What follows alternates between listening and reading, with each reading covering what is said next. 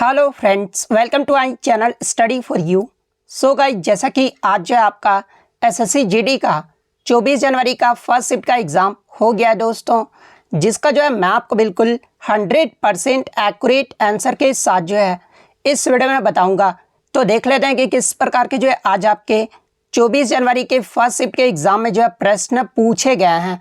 उससे पहले एक बात और दोस्तों, कि जिन्होंने भी अगर चैनल को सब्सक्राइब नहीं किया है तो एसएससी जीडी कांस्टेबल से रिलेटेड पल पल की अपडेट के लिए जो है चैनल को सब्सक्राइब ज़रूर कर दीजिएगा। और बगल में ही आपको एक बेल आइकन यानी घंटे का निशान भी दिख रहा होगा, तो आप उसे भी जो है ज़रूर प्रेस कर दीजिएगा। तो चलिए वीडियो को स्टार्ट करते हैं। तो आज का जो आपका पहला क्वेश्चन आया था कि राधा रेड्डी और राजा रेड्डी जो है ये किस शास्त्रीय नृत्य से संबंधित है। तो देखिए, राधा रेड्डी और राजा रेड्डी जो है ये आपके कुचिपुड़ी नृत्य से संबंधित है। तो कुचिपुड़ी नृत्य आपका करेक्ट आंसर होगा। बात कर ले कुचिपुड़ी नृत्य ये जो है किस राज्य का एक शास्त्रीय नृत्य है, तो ये आपका आंध्र प्रदेश राज्य का जो है एक शास्त्रीय नृत्य है। इसके अलावा राधा रेड्डी और राजा रेड्डी को जो है 1984 में पद्म श्री से जो है वो सम्मानित किया गया था, और इन्हें 2000 ईस्वी में जो है पद्म भूषण पुरस्कार से भी जो है वो सम्मानित किया जा चुका है। इनके अलावा कुचिपुड़ी नृत्य से संबंधित अन्य कलाकारों के नाम अगर देख लें तो जैसे कि लक्ष्मी नारायण शास्त्री, सौप्रसन्न सुंदरी, राजा रेड्डी और राधा रेड्डी, यामिनी कृष्णा मूर्ति, यामिनी रेड्डी, कौशल्या रेड्डी और इंद्रानी रहमान, इन सभी का जो संबंध है ना वो आपका कुचिपुड़ी नृत्य से है। तो ये फैक्ट भी आपको ध्यान में रखना है। नेक्स्ट क्वेश्चन आपका यहाँ पर आया था कि उपाधियों का अंत यानी एबॉलिशमेंट ऑफ टाइटल्स ये जो है किस अनुच्छेद में है। तो देखिए, अनुच्छेद 18 के तहत जो है उपाधियों का अंत जो है वो किया गया है। तो अनुच्छेद 18 आपका करेक्ट आंसर होगा। और देखिए, मैं आपको बता दूं कि भारतीय संविधान के अनुच्छेद 14 से 18 तक जो है ये आपके समानता के अधिकार यानी राइट टू इक्वालिटी का जो है वो वर्णन किया गया है। और ये जो आपके अनुच्छेद 14 से 18 आते हैं ना, ये आपके मौलिक अधिकार के अंतर्गत आते हैं, जिसमें अनुच्छेद 14 में जो है ये कानून के समझ समानता को बताता है। वहीं अगर अनुच्छेद 15 की बात कर ले तो अनुच्छेद 15 में जो आपका जाति, पंथ, धर्म, लिंग, जन्म स्थान आदि के खिलाफ जो है वो भेदभाव का निषेध जो है वो किया गया है। अनुच्छेद 16 की बात कर ले तो अनुच्छेद 16 में जो है सार्वजनिक क्षेत्र के रोजगार में जो है समान अवसर ये जो आपका अनुच्छेद 16 में किया गया है। अनुच्छेद 17 में जो है अस्पृश्यता का उन्मूलन जो है ये आपका अनुच्छेद 17 में किया गया है। और अनुच्छेद 18 में जो है आपका उपाधियों का उन्मूलन किया गया है। तो ये सारे फैक्ट जो आपको ध्यान में रखना है। नेक्स्ट क्वेश्चन आपका यहाँ पर आता है कि राष्ट्रीय गीत वंदे मातरम के जो है रचयिता कौन है। तो देखिए, ये जो हमारा वंदे मातरम है ना एक राष्ट्रीय गीत है, और इसके जो रचयिता की बात कर ले तो ये आपके बंकिम चंद्र चट्टोपाध्याय हैं। तो बंकिम चंद्र चट्टोपाध्याय आपका करेक्ट आंसर। और देखिए, मैं आपको बता दूं कि बंकिम चंद्र चट्टोपाध्याय के द्वारा राष्ट्रीय गीत वंदे मातरम को जो है 7 नवंबर 1875 को जो है भारत माता की प्रशंसा करने के लिए जो है वो लिखा गया था। और इसे जो है 1882 में जो है एक बंगाली कथा उपन्यास आनंद मठ में जो है इसे प्रकाशित किया गया था। तो ये फैक्ट भी आपको ध्यान में रखना है। इसके अलावा इसके इंपॉर्टेंट फैक्ट्स की अगर मैं बात कर लूँ तो देखिए, आपके जो वंदे मातरम जो राष्ट्रीय गीत है ना, इसे 24 जनवरी 1950 को राष्ट्रगान जन गण मन के साथ जो है इसे बराबरी का जो दर्जा है वो प्रदान किया गया था। और ये जो आपका 1882 में जो है प्रकाशित हुआ था, जो कि आनंद मठ उपन्यास से जो है ये आपका लिया गया। आगे के शिफ्ट में अगर आपसे पूछा जाए कि राष्ट्रीय गीत वंदे मातरम को जो है किस मठ के उपन्यास से लिया गया था, तो 1882 में प्रकाशित आनंद मठ उपन्यास से जो है इसे लिया गया था। और पहली बार जो है इसे किस अधिवेशन में गाया गया था, तो ये अगर पूछा जाए तो 1896 में कलकत्ता में कांग्रेस अधिवेशन में जो है राष्ट्रीय गीत वंदे मातरम को पहली बार जो है ये गाया गया था। और वंदे मातरम में जो है कितने पद शामिल है, तो देखिए मूल वंदे मातरम में जो आपके 6 पद शामिल है। और इसका गद्य में अनुवाद जो है वो किसने किया था और कब किया था, तो देखिए 20 नवंबर 1909 को जो है कर्मयोगिन में श्री अरविंदो के द्वारा गद्य में जो है इसका अनुवाद किया गया था। तो ये फैक्ट भी आपको ध्यान में रखना है। नेक्स्ट क्वेश्चन आपका यहाँ पर आया था कि पहला जो राजीव गांधी खेल रत्न पुरस्कार है ना, ये किसको दिया गया था। तो देखिए पहला जो राजीव गांधी खेल रत्न पुरस्कार है ये विश्वनाथन आनंद को दिया गया था। तो विश्वनाथन आनंद आपका करेक्ट आंसर होगा। और इन्हें जो है कब दिया गया था, तो ये आपका वर्ष 1991-92 में दिया गया था। बात कर ले राजीव गांधी खेल रत्न पुरस्कार की शुरुआत कब हुई थी, तो ये आपका 1991-92 में जो है वो आपका स्थापित किया गया था। यानी इसकी शुरुआत जो है वो 1991-92 में जो वो किया गया था। इसके अलावा इसके इंपॉर्टेंट फैक्ट्स की मैं बात कर, ये जो आपके विश्वनाथन आनंद है ना, ये राजीव गांधी खेल रत्न पुरस्कार पाने वाले सबसे कम उम्र के जो है प्राप्त करता है। मात्र 18 वर्ष की आयु में ही जो है ये राजीव गांधी खेल रत्न पुरस्कार से सम्मानित किया गया था। तो ये फैक्ट आपको ध्यान में रखना है। इसके अलावा मैं आपको बता दूं कि प्रधानमंत्री नरेंद्र मोदी के द्वारा 2021 में जो है देश के सर्वोच्च खेल रत्न पुरस्कार का नाम राजीव गांधी खेल रत्न से बदलकर जो है वो मेजर ध्यानचंद खेल रत्न पुरस्कार कर दिया गया था। तो ये फैक्ट आपको ध्यान में रखना है। और मेजर ध्यानचंद खेल रत्न पुरस्कार में जो है अभी जो नगद पुरस्कार जो राशि दी जाती है ना, वो 25 लाख रुपए की जो नगद राशि है वो दी जाती है।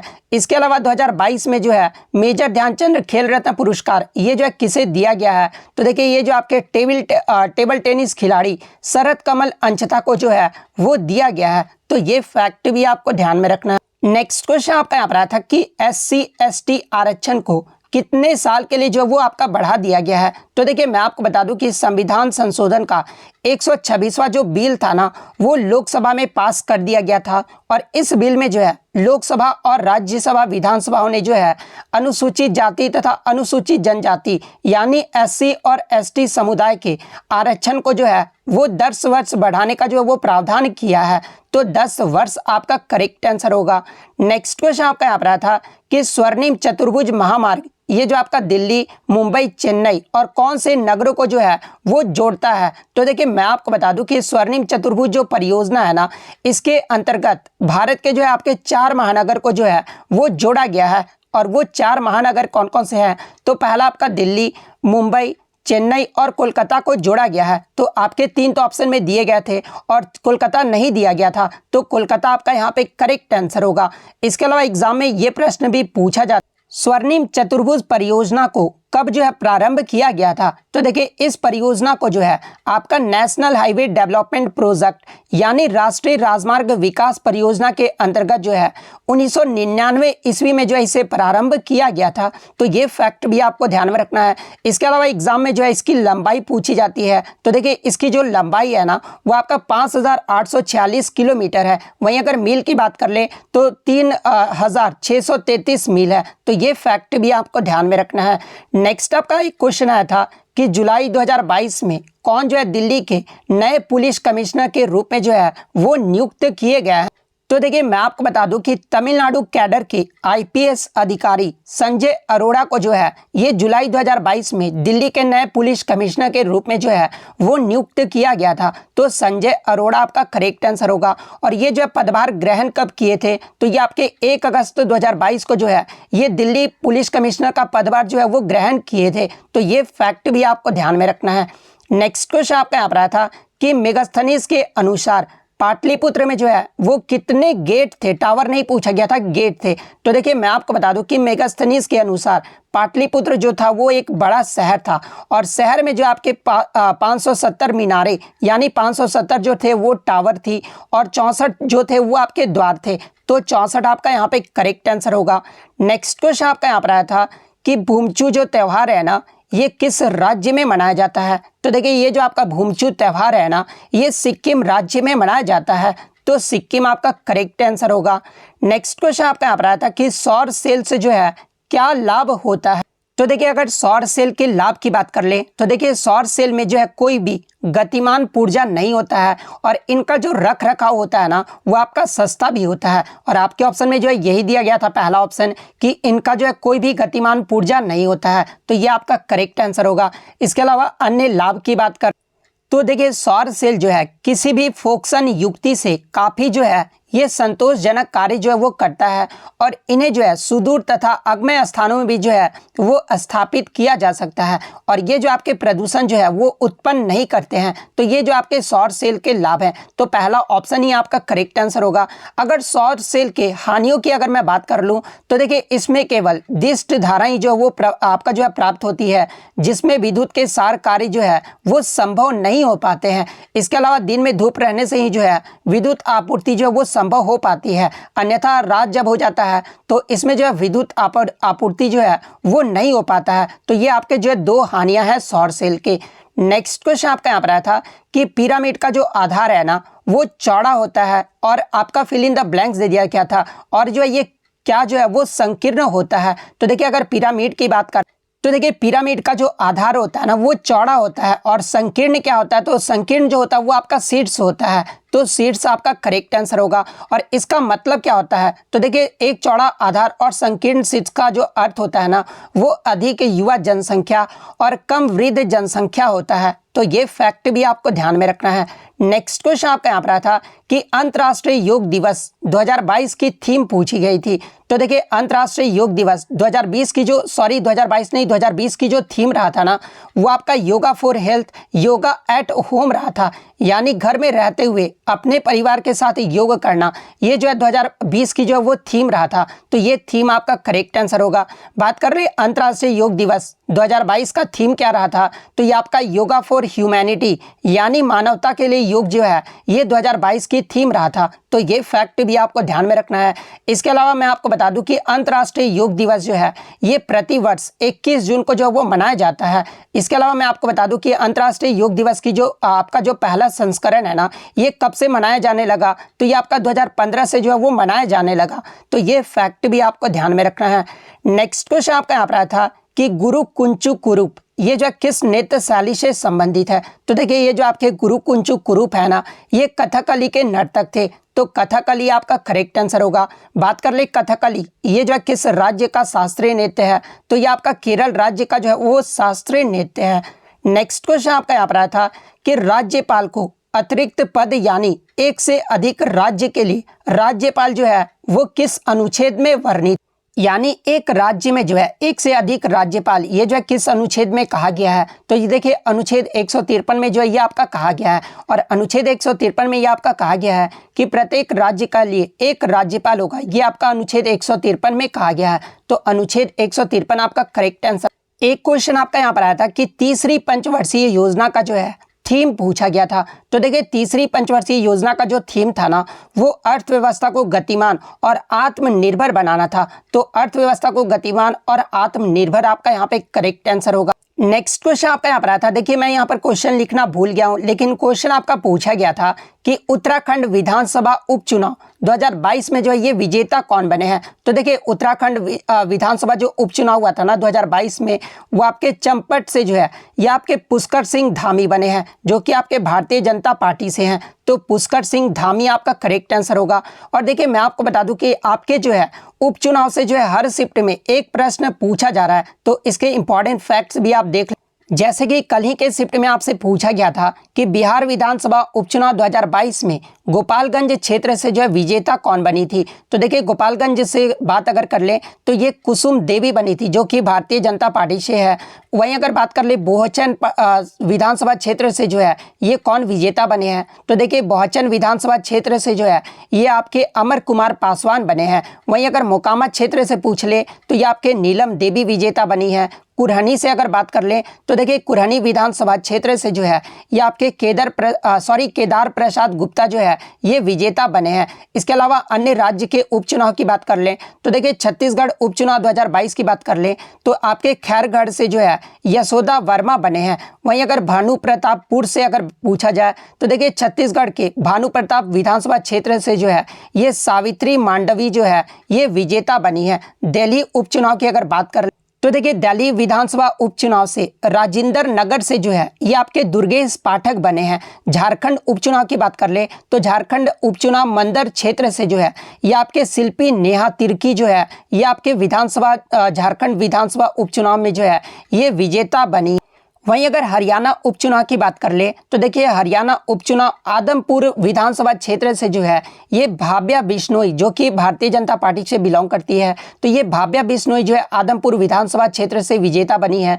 केरला उपचुनाव 2022 की बात कर ले तो थ्रीक्काकरा से जो है आपके इंडियन नेशनल कांग्रेस के उमा थॉमस जो है ये विधानसभा क्षेत्र से जो है वो विजेता बने हैं। महाराष्ट्र उपचुनाव की बात कर ले तो देखिए महाराष्ट्र उपचुनाव कोल्हापुर क्षेत्र से जो है 2022 में जो है ये आपके जयश्री जाधव जो है ये विजेता बने हैं। अंधेरी ईस्ट की बात कर ले तो यहाँ से जो विजेता है आपके ऋतुजा लाटके बने हैं, तो ये फैक्ट भी आपको ध्यान में रखना है। इसके अलावा अन्य राज्य के उपचुनाव की बात कर ले जैसे कि उड़ीसा उपचुनाव 2022 आपके जो है ब्रज जी नागर यहाँ पर ब्रज राजनगर है, तो यहाँ से जो आपके विधानसभा क्षेत्र से जो विजेता है ये अलका मोहंती बने हैं जो कि आपके बीजू जनता दल से संबंधित है। वहीं अगर बात कर ले ओडिशा में धर्मनगर विधानसभा क्षेत्र से विजेता कौन बने हैं तो ये आपके सूर्यवंशी सूरज बने हैं। पादमपुर विधानसभा क्षेत्र से जो है ये आपके बरसा सिंह बरिया बने हैं। इसके अलावा राजस्थान उपचुनाव 2022 की बात तो देखिए राजस्थान उपचुनाव सरदार शहर से विधानसभा क्षेत्र से जो है इंडियन नेशनल कांग्रेस के अनिल कुमार शर्मा जो है ये विजेता बने हैं। अगर त्रिपुरा उपचुनाव की बात कर ले तो देखिए त्रिपुरा उपचुनाव में अगर तल्ला क्षेत्र से जो है सुदीप राय बर्मन जो है आपके विजेता बने हैं। टाउन बर्दोवाली क्षेत्र से जो है आपके मानिक शाह बने हैं। सुरमा की अगर मैं बात कर लूँ तो सुरमा क्षेत्र से जो है स्वप्न दास पॉल जो है ये विजेता बने हैं। जुबर राजनगर से जो है ये आपकी मलिना देवनाथ जो है ये 2022 की विजेता बनी है।